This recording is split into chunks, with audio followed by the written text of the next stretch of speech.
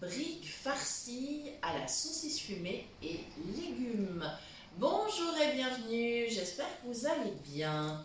Eh bien, ce menu, il est tout simple, mais il y a quand même un petit aspect technique avec les feuilles de briques. C'est quelque chose d'assez fragile au final. Donc, je vais vous expliquer tout ce que j'ai fait. Voilà, donc j'ai commencé par humidifier. Je mets vraiment un petit peu d'eau tiède sur chaque feuille pour déjà qu'elle se décolle bien de son papier, parce que chaque feuille est posée donc sur un papier, afin de pouvoir après la plier facilement.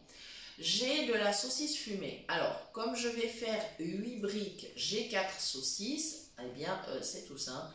Je mets une demi-saucisse par feuille de brique. Alors, ce que je fais, c'est que je la coupe en morceaux. Alors, si nécessaire, n'hésitez pas à utiliser une planche, hein, comme d'habitude. Voilà, moi, je fais avec les doigts, parce que j'ai l'habitude, mais vraiment, n'hésitez pas à utiliser le matériel adéquat. Voilà, alors, des légumes pour garnir ensuite. Alors, c'est ce que vous voulez. Si vous avez un reste de légumes cuits, par exemple, c'est idéal. Et ça peut être vraiment, mais alors, tout ce qui vous plaît. Moi, j'ai un reste de ratatouille et ça va convenir tout à fait, en fait. Hein. Ça va, voilà, ça va vraiment être top pour garnir ces feuilles de briques. Voilà, ma saucisse, c'est ok. Elle est prête. Voilà, et je remets le couteau dans le petit emballage. Voilà, et maintenant, je vais aller chercher de ma ratatouille. Alors, ce que j'ai fait, en fait, je l'ai conservé bien sûr au frigo. Voilà, et j'ai rajouté, alors au dernier moment, parce que moi j'aime bien que ça picote un peu, que mes recettes elles aient un peu de peps. Alors au dernier moment, dans ma ratatouille, j'ai émincé un oignon. Voilà, comme ça il cuira en même temps que le reste, mais ça donnera un petit peu plus de goût parce que la ratatouille elle est déjà bien cuite. Alors le petit oignon frais dedans, ça va vraiment donner un petit plus.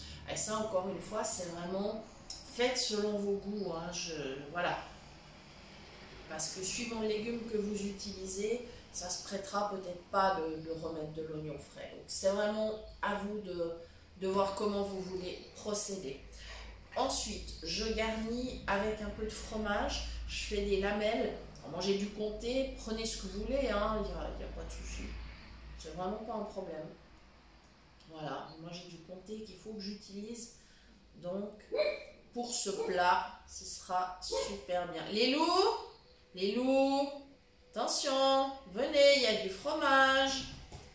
Pas tarder à se faire racketter là. Mais comme ça au moins, avec un peu de chance, ils ne vont pas aller crier sur la terrasse. Voilà.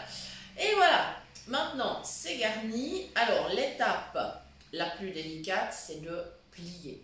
Voilà, alors j'avais pris la précaution de décoller ma feuille de brique de son papier parce que ça va faciliter cette avant-dernière étape.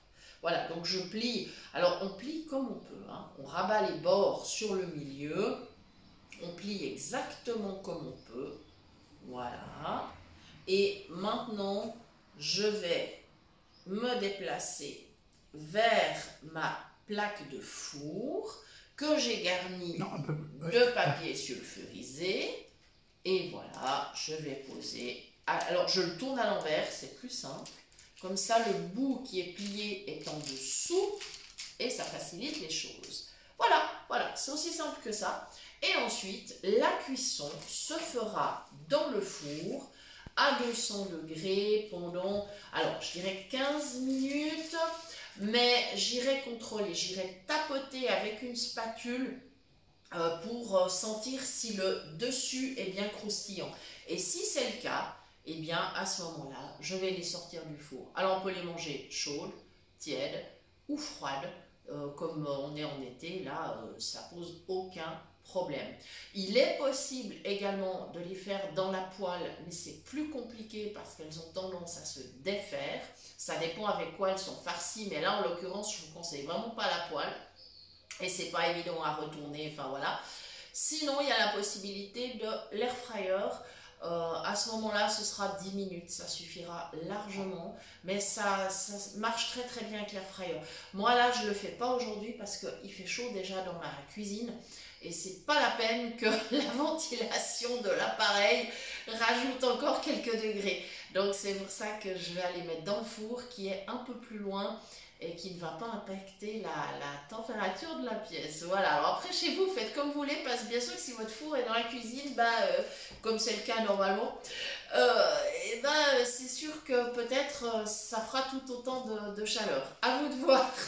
En tout cas, nous vous souhaitons un excellent appétit. Merci beaucoup de nous avoir suivis et à très bientôt pour de nouvelles idées cuisine.